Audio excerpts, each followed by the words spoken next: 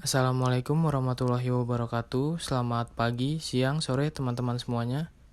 Kami dari kelompok 6 manajemen proyek ingin mempresentasikan Project Management Plan Aplikasi.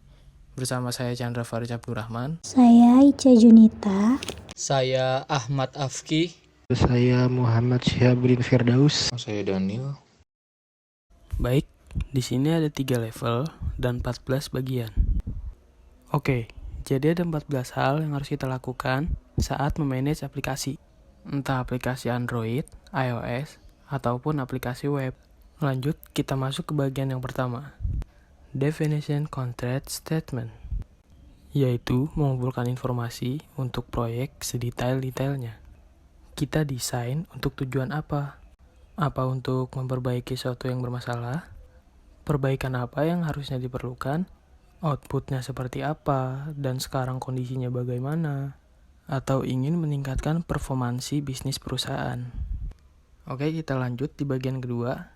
Charter High Level Objective, atau membuat project charter. Ini mengisikan tentang gambaran proyek secara luas. Bisa satu atau beberapa dokumen yang berisikan ruang lingkup proyek, tujuan, dan bagaimana cara mengukur untuk kemajuannya. Berapa budgetnya, berapa lama waktunya, siapa aja orang yang berpengaruh atas proyek, dan apa ada tahapan-tahapan atau goal jangka pendek, atau istilahnya quick win. Oke, kita lanjut di bagian ketiga, yaitu stakeholder or objective, atau mengidentifikasi pemangku kepentingan proyek. Stakeholder ini adalah orang-orang yang berdampak dalam proyek aplikasi, baik berdampak secara positif ataupun negatif. Bisa aja misal bagian marketing, pendapatan, HRD, IT, atau apapun. Siapa saja bisa menguasai di dalamnya. Kemudian bagian yang keempat, collect requirements, communication, quality resources. Dari stakeholder kita kumpulkan kebutuhan mereka. Mulai dari spesifikasi produk, kualitasnya akan seperti apa, cara berkomunikasinya bagaimana, dan kebutuhan sumber daya manusianya atau kebutuhan orang. Spesifikasi produk seperti kondisi atau kemampuan yang harus dimiliki sistem aplikasi atau standarisasi tertentu yang harus dipenuhi.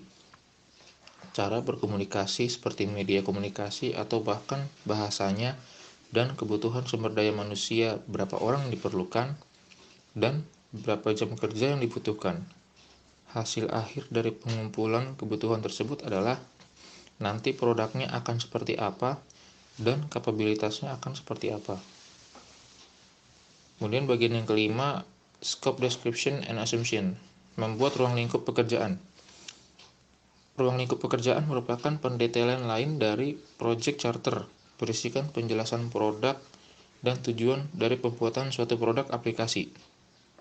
Bagaimana hasil dari produk tersebut? Bagaimana tahapan-tahapan pengerjaan aplikasinya? Apakah ada batasan dan asumsi? Batasan itu maksudnya faktor yang membatasi pilihan tim, bisa batasan waktu, jadwal, sumber daya, biaya, atau ruang lingkup. Sedangkan asumsi adalah hal-hal yang dianggap bisa benar, tapi bisa juga salah. Contoh asumsi itu kayak teknologi, jadi konteks teknis dalam proyek seperti platform yang akan dipakai. Apa dia iOS atau Android, atau pakai cloud-nya AWS, atau cloud-nya Azure, pakai Google Cloud, atau Telkom Cloud, atau contoh berikutnya fasilitas-fasilitas yang tersedia. Ini apa? Apa dia kantor atau data center? Lalu contoh berikutnya infrastruktur. Infrastruktur yang tersedia ini seperti apa jaringannya, alatnya seperti apa. Kemudian bagian yang keenam, work breakdown. Membuat rincian aktivitas pekerjaan atau work breakdown struktur. Berisikan tentang rincian aktivitas pekerjaan. Setiap aktivitas ini didetailkan sampai turunan terkecil agar lebih mudah dimanage dan dipantau.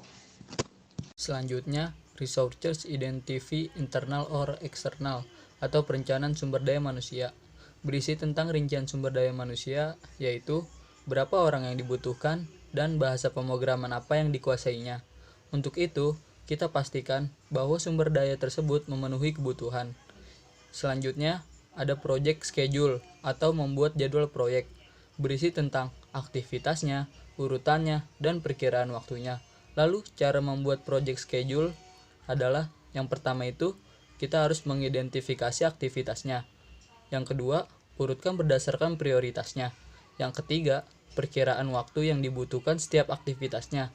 Lalu yang terakhir, perkiraan sumber daya manusia dan konfirmasi hari dan jam kerjanya. Selanjutnya budget atau membuat perencanaan anggaran.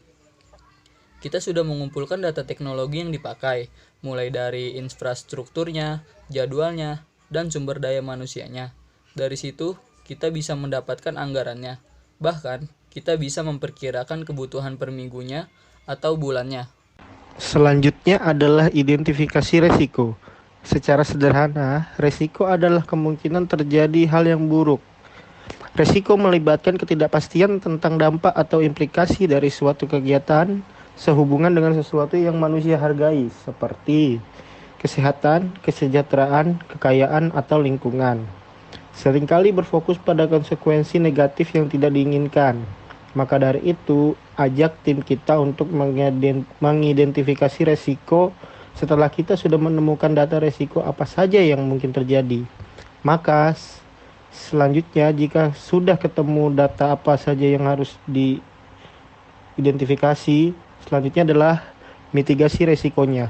Apa maksudnya mitigasi? Mitigasi resiko adalah mengurangi atau menghilangi dampak resiko tersebut.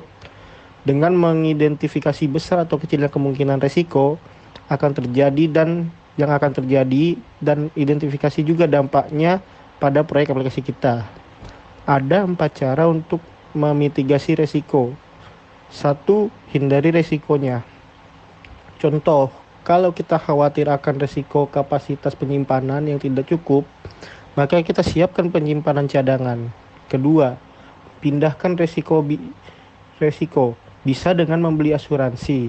3. Kurangi dampak dari resiko. Hal tersebut bisa dengan menambah kapasitas atau bisa menambah orang.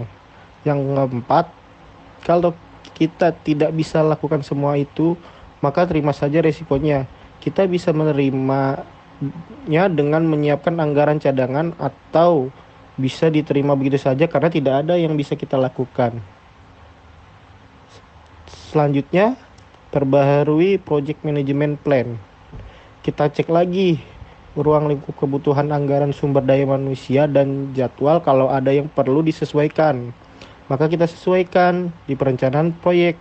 Misal, dengan perencanaan yang baru ini kita bisa jadi lebih menghemat anggaran, mempercepat jadwal, dan mengurangi resiko. Baik, selanjutnya review dan tinjau rencana terbaru dengan atasan-atasan kita.